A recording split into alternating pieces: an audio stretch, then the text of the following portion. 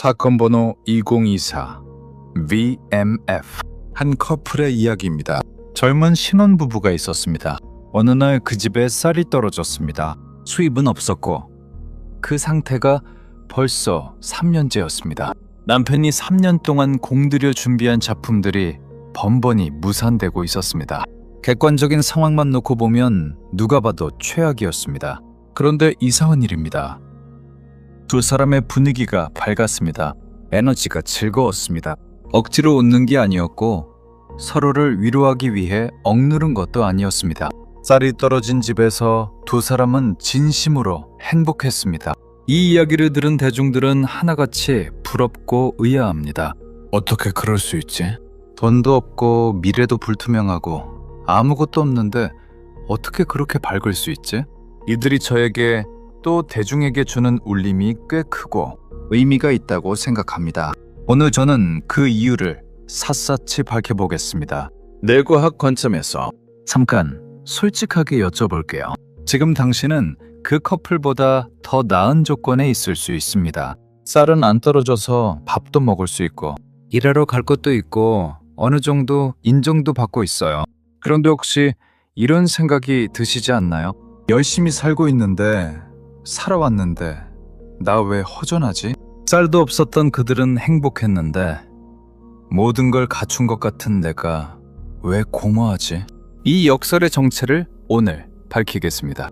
그리고 한 가지를 더 드릴 겁니다. 이 문제들을 해결할 처방전, 논문이 증명한 오늘 당장 쓸 수 있는 방법으로요. 저도 이 주제를 공부하면서 많이 멈추게 됐습니다.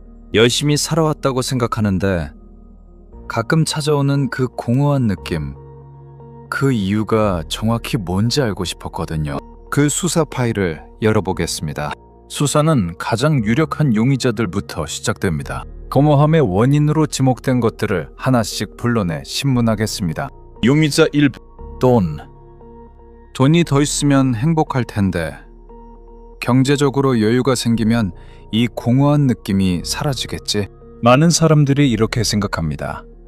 어쩌면 지금 이 영상을 듣는 분들 중에서도 그렇게 생각하시는 분이 계실 겁니다. 그런데 데이터를 열어봤을 때 연구팀은 당황스러운 결과를 마주했습니다. 2010년 프린스턴 대학교 노벨 경제학상 수상자 데니얼 카너먼의 연구입니다. 연소득 7만 5천 달러, 하나로 약 1억 원 수준을 넘어가면 추가 소득이 행복에 미치는 영향이 급격히 줄어들었습니다.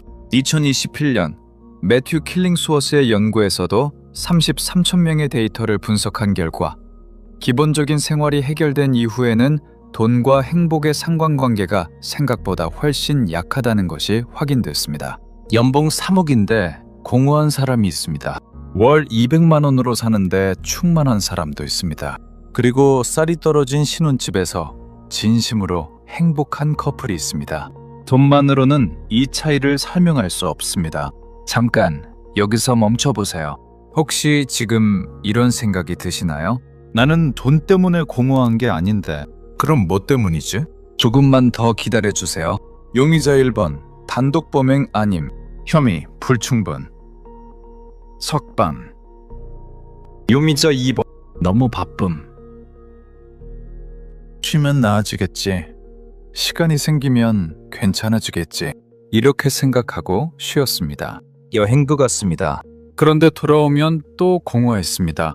아니, 오히려 더 공허할 때도 있었습니다. 연구팀은 이 이상한 패턴을 발견했습니다. 바쁠 때보다 쉴 때 공허함이 더 강하게 찾아오는 경우들. 은퇴 후, 자녀가 독립한 후, 오랫동안 목표했던 것을 달성한 바로 그 순간 공허함이 밀려왔습니다. 바쁨이 사라진 자리에 공허함이 들어왔다는 건 바쁨이 원인이 아니라는 뜻이었습니다. 용의자 2번 혐의 불충분, 석방. 용의자 3번 인간관계. 주변에 진짜 내 편이 없어서, 속 깊은 이야기를 나눌 사람이 없어서 분명히 영향이 있는 변수입니다. 하지만 여기서도 이상한 케이스들이 있었습니다. 가족도 있고 친구도 있고 사회적 관계도 충분한데 여전히 공허한 사람들, 오히려 사람들에게 둘러싸여 있을 때 더 공허한 경우도 있었습니다. 인간관계만으로는 완전한 설명이 되지 않았습니다. 연구팀은 혼란에 빠졌습니다. 돈도 아니고 바쁨도 아니고 인간관계도 완전한 답이 되지 않는다면 공허함의 진짜 원인은 도대체 무엇일까요? 수사팀은 방향을 바꿨습니다. 범인을 밖에서 찾지 않기로 했습니다. 안으로 들어가기로 했습니다. 당신의 뇌 속으로. 연구팀이 주목하기 시작한 것은 공허함을 느끼지 않는 사람들의 공통점이었습니다. 오래된 파일들을 꺼냈습니다. 40대, 50대, 60대. 직업도 달랐고 소득도 달랐고 가족 상황도 달랐습니다. 그런데 한 가지가 예외 없이 똑같았습니다. 나는 왜 이것을 하는가에 대한 명확한 답이 있었습니다. 예전에는 많은 사람들에게 그 답이 있었습니다. 아이를 키워야 한다. 가족을 먹여 살려야 한다. 이 목표를 달성해야 한다. 이것들이 살아야 할 이유였습니다. 그런데 아이가 자랐습니다. 목표를 달성했습니다. 은퇴했습니다. 이유들이 하나씩 사라졌고 그 자리에 공허함이 들어왔습니다. 연구팀은 이것을 실존적 공허라고 불렀습니다. 그리고 이 지점에서 연구팀은 그 커플의 이야기를 다시 꺼냈습니다. 쌀이 떨어진 그 신혼집으로 돌아갑니다. 그 커플은 다름 아닌 요즘 장안의 화제인 장항준 감독, 김은희 작가입니다.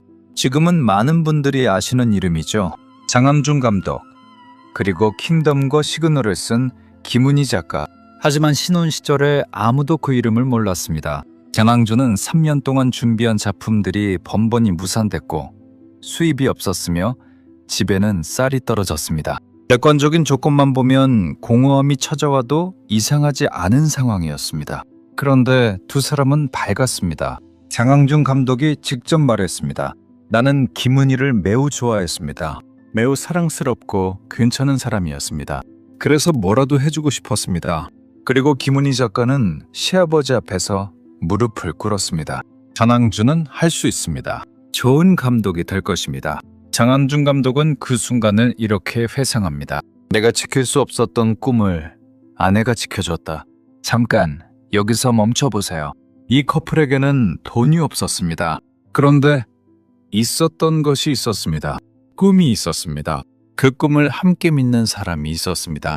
서로가 서로에게 괜찮은 사람이라는 확신이 있었습니다. 매일 아침 일어나는 이유가 있었습니다. 연구팀은 이것의 이름을 찾았습니다. 의미.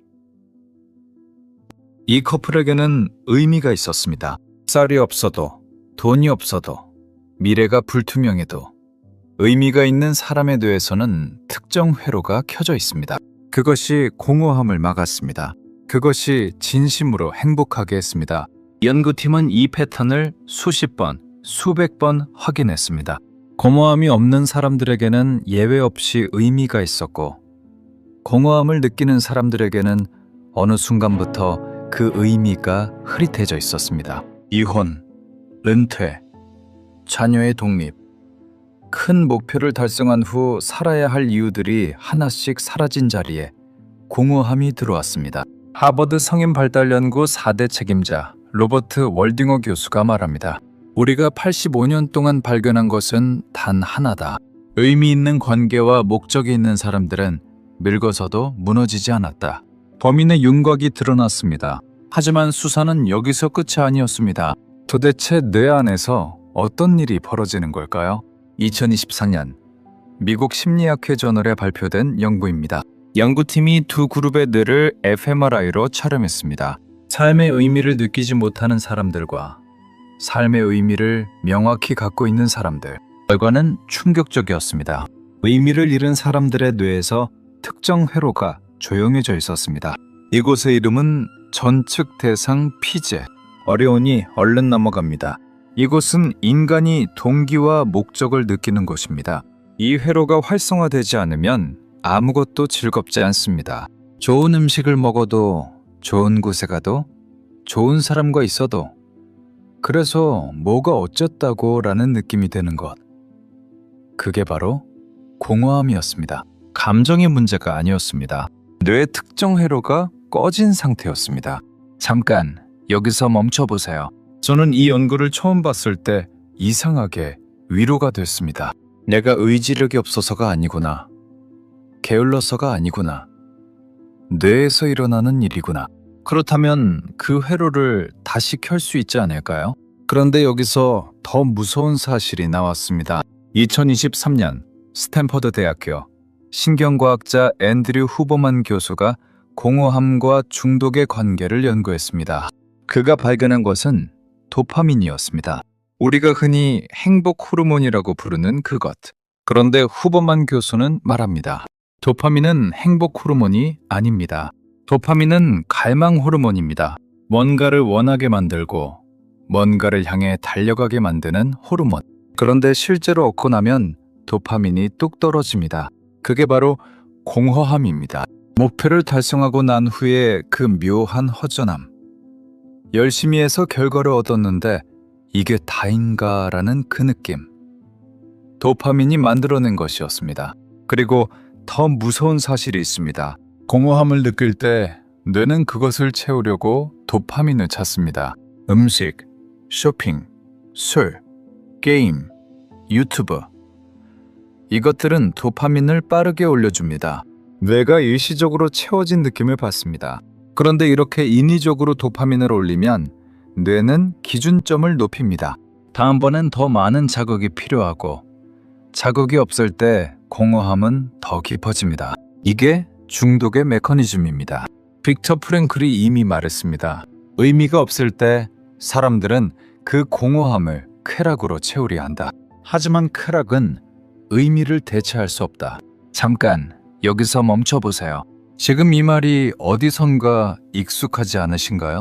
먹어도 마셔도 이것저것 물건들을 사도 이 영상 저 영상 봐도 채워지지 않는 느낌. 이게 오랫동안 지속됐다면 그것은 의지력의 문제가 아닙니다.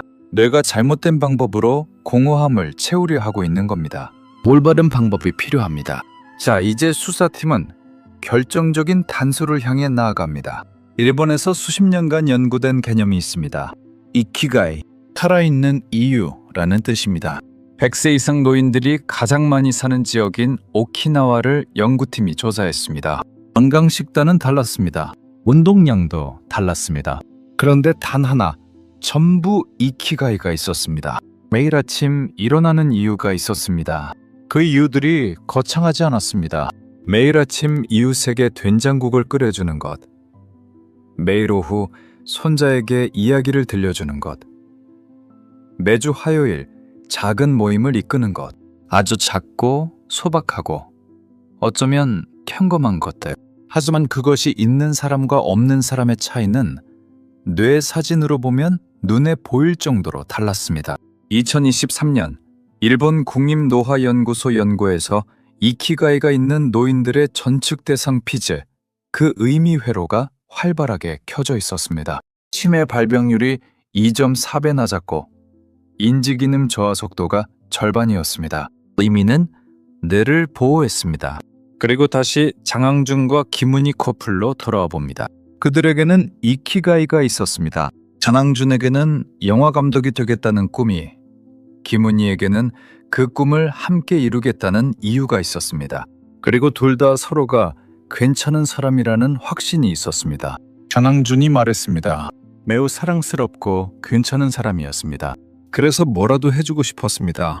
뭐라도 해주고 싶었다. 이 한마디가 이키가이입니다. 매일 아침 일어나는 이유. 쌀이 없어도 그들의 뇌에서는 의미 회로가 켜져 있었습니다. 그래서 진심으로 행복했습니다. 1946년 나치 수용소에서 살아남은 빅터 프랭클이 책을 썼습니다. 3년 동안 아우슈비츠와 다하우에서 겪은 것들을 기록했습니다. 그는 수용소 안에서 극한의 차이를 목격했습니다. 같은 조건, 같은 굶주림, 같은 고통 속에서 어떤 사람은 버텼고 어떤 사람은 무너졌습니다. 그 차이는 체력이 아니었고 나이가 아니었으며 의지력도 아니었습니다. 딱 하나였습니다. 살아야 할 이유가 있는 사람은 버텼고 그 이유를 잃은 사람은 무너졌습니다. 프랭클이 말했습니다. 인간에게서 모든 것을 빼앗을 수 있다. 하지만 한 가지만은 빼앗을 수 없다. 주어진 상황에서 어떤 태도를 취할 것인지 선택하는 자유. 자, 많이 들어보셨던 이야기들이 계속 나오고 있죠. 이렇게 다 연결되어 있는 겁니다.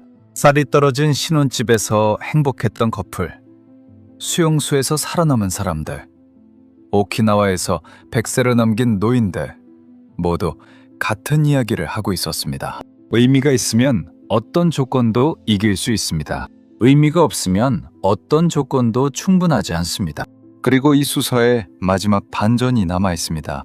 이 모든 것을 3000년 전에 이미 기록한 사람이 있습니다. 고모함의 정체는 의미의 상실이었습니다. 뇌의 의미 회로가 꺼진 상태. 도파민으로는 채울 수 없는 것. 오직 진정한 의미만이 채울 수 있는 것. 그리고 이 발견을 3000년 전에 이미 기록한 사람이 있었습니다. 솔로몬. 이스라엘의 왕. 역사상 가장 지혜롭다고 알려진 사람.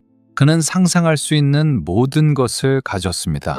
부, 지혜, 권력, 명예, 쾌락, 그리고 전도서를 썼습니다. 1장, 2절. 헛되고 헛되며 헛되고 헛되니 모든 것이 헛되도다. 잠깐 여기서 멈춰보세요. 솔로몬에게는 쌀이 떨어진 적이 없었습니다.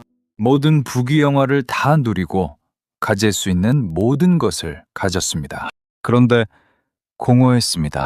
장암준과 김은희는 쌀이 떨어졌습니다. 그런데 행복했습니다. 이 역설이 오늘 수사의 핵심입니다. 솔로몬은 계속 씁니다. 2장에서 그는 모든 것을 시도했습니다. 즐거움을 추구했고 웃음을 구했고 술을 마셨으며 큰 집을 짓고 포도원을 만들고 정원을 가꿨습니다. 노래하는 사람들을 모으고 금은보화를 쌓았습니다. 그리고 결론을 씁니다. 2장 11절. 그 후에 내가 생각하여 내 손으로 한 모든 일과 내가 수고한 모든 것을 살펴보니 다 헛되어 바람을 잡으려는 것이며 바람을 잡으려는 것. 포범한 교수가 말한 도파민이 만드는 갈망. 얻고 나면 헛된 것. 3000년 전 솔로몬이 경험한 것과 정확히 같습니다. 그런데 솔로몬은 포기하지 않았습니다. 전도서는 답을 찾아가는 여정입니다. 9장 9절에서 그는 씁니다. 내 헛된 평생의 모든 날, 곧 하나님이 해 아래에서 내게 주신 모든 헛된 날에 사랑하는 아내와 함께 즐겁게 살지어다. 헛된 평생이라고 했습니다. 그런데 그 헛된 평생에서 즐겁게 살 수 있는 방법으로 무엇을 말했을까요? 사랑하는 사람과 함께하는 것. 쌀이 떨어진 신혼집에서 장항준과 김은희가 가졌던 것. 바로 그것이었습니다. 그리고 전도서 마지막 장에서 솔로몬은 최종 답을 발견합니다. 12장 13절. 이래 결국을 다 들었으니 하나님을 경외하고 그의 명령들을 지킬지어다. 이것이 모든 사람의 본분이니라. 히브리어 원어에서 본분은 전부라는 뜻입니다. 이것이 사람의 전부다. 빅터 프랭클이 수용소에서 발견한 것. 일본 오키나와 100세 노인들이 가진 것. 뇌과학이 전축대상 피질에서 발견한 것. 그리고 솔로몬이 3000년 전에 쓴 것. 모두 같은 이야기였습니다. 의미. 나를 넘어서는 무언가와 연결되는 것. 그것이 공허함의 유일한 해결책이었습니다. C.S. 루이스는 이렇게 썼습니다. 만약 내 안에 이 세상 어떤 경험으로도 채울 수 없는 갈망이 있다면 가장 그럴듯한 설명은 내가 다른 세상을 위해 만들어졌다는 것이다. 공허함은 결함이 아닙니다. 신호입니다. 더 큰 의미를 향해 나아가라는. 과학이 발견한 것을 말씀은 이미 알고 있었습니다. 이제 처방을 들을 시간입니다. 빅터 프랭클은 말합니다. 의미는 발견하는 것이지 발명하는 것이 아니라고. 그리고 의미를 발견하는 방법에는 3가지가 있다고 했습니다. 오늘 저는 그 3가지의 최신 뇌과학 연구를 덧붙여 드리겠습니다. 처방 1번. 기여하는 것. 세상에 차이를 만드는 것. 장항준이 말했습니다. 뭐라도 해주고 싶었습니다. 이 한마디가 처방 1번의 본질입니다. 내가 누군가에게 의미 있는 영향을 미치고 싶다는 마음. 그것이 매일 아침 일어나게 했습니다. 2020년 캘리포니아 대학교 연구에서 내가 다른 사람에게 의미 있는 영향을 미쳤다고 느끼는 순간 뇌에서 전측 대상 피질이 즉각적으로 활성화됐었습니다. 그리고 그 활성화는 오랫동안 지속됐습니다. 이웃에게 도움이 됐을 때, 자녀에게 지혜를 전달했을 때, 누군가의 말을 진심으로 들어줬을 때, 그 순간 뇌의 공허함 회로가 닫혔습니다. 크지 않아도 됩니다. 오늘부터 매일 한 가지를 기록해 보세요. 오늘 내가 누구에게 어떤 차이를 만들었는가? 오늘 먼저 전화했다. 오늘 누군가의 말을 끝까지 들었다. 오늘 손자에게 이야기를 해줬다. 이런 작은 기록이 뇌에게 신호를 보냅니다. 나는 의미 있는 존재다. 나는 세상에 차이를 만들고 있다. 로마서 12장 21절. 악에게 지지 말고 선으로 악을 이기라. 이것이 신앙의 언어이기 이전에 뇌과학이 증명한 공허함의 처방이었습니다. 2번째 처방, 진정으로 몰입하는 경험. 심리학자 미하이 칙센트미하이가 연구한 플로우, 몰입의 개념입니다. 시간 가는 줄 모르고 무언가에 빠져드는 상태. 김은희 작가가 글을 쓸 때, 장항준 감독이 영화를 구상할 때 아마 그 상태였을 겁니다. 쌀이 없어도, 수입이 없어도 몰입하는 순간에는 공허함이 없었습니다. 2022년 플로리다 대학교 연구에서 몰입 상태의 뇌를 촬영했습니다. 디폴트 모드 네트워크. 우리가 멍하니 있을 때 자책하고 걱정하고 공허함을 느끼는 회로. 이것이 몰입 상태에서 조용해졌습니다. 그리고 전축 대상 피질, 의미 회로가 켜졌습니다. 몰입은 공허함의 반대 상태였습니다. 연구팀이 발견한 가장 중요한 조건이 있습니다. 내 능력보다 조금 어려운 것에 도전할 때 플로우가 가장 잘 일어난다는 것. 너무 쉬우면 지루하고 너무 어려우면 불안합니다. 딱 조금 더 어려운 것. 그 지점에서 뇌는 살아있음을 느꼈습니다. 지금 당신이 가진 것 중에서 조금만 더 깊이 들어갈 수 있는 것이 있나요? 요리를 한다면 한 번도 만들어 본 적 없는 요리에 도전해 보세요. 글을 쓴다면 한 번도 써본 적 없는 주제로 써보세요. 성경을 읽는다면 한 번도 깊이 들어가지 않았던 책으로 들어가 보세요. 그 조금 더 어려운 도전이 뇌의 공허함 회로를 닫습니다. 전도서 9장 10절. 내 손이 이를 얻는 대로 힘을 다하여 할지어다. 3탄년 전 솔로몬이 말한 것을 2022년 플로리다 대학교가 증명했습니다. 자, 이제 마지막 처방. 피할 수 없는 것에 대한 태도를 선택하는 것. 프랭클이 발견한 의미의 세 번째 원천이자 가장 강력한 것입니다. 프랭클은 수용소에서 깨달았습니다. 나치는 그의 모든 것을 빼앗을 수 있었습니다. 가족, 자유, 건강, 음식. 하지만 한 가지만은 빼앗을 수 없었습니다. 어떤 태도를 가질 것인지 선택하는 것. 그는 말했습니다. 자극과 반응 사이에는 공간이 있다. 그 공간 안에 우리의 반응을 선택할 힘이 있다. 그 선택 안에 우리의 성장과 자유가 있다. 김은희 작가가 시아버지 앞에서 무릎을 꿇었을 때 그것이었습니다. 쌀이 떨어진 상황에서, 남편의 꿈이 번번이 무산되는 상황에서 그 상황에 어떤 태도를 취할 것인지 선택했습니다. 포기하는 태도가 아니라 장항준은 할 수 있다는 태도를. 그 선택이 뇌에서 의미 회로를 켰습니다. 2021년 예일대학교 연구에서 태도를 선택할 수 있다고 믿는 사람들의 뇌를 촬영했습니다. 전전두엽 인간의 고차원적 사고를 담당하는 곳이 활성화됐습니다. 반대로 상황에 끌려다닌다고 느끼는 사람들의 뇌에서는 편도체 공포와 불안을 담당하는 곳이 활성화됐습니다. 태도로 선택하는 것은 단순한 긍정적 사고가 아니었습니다. 뇌의 회로 자체를 바꾸는 것이었습니다.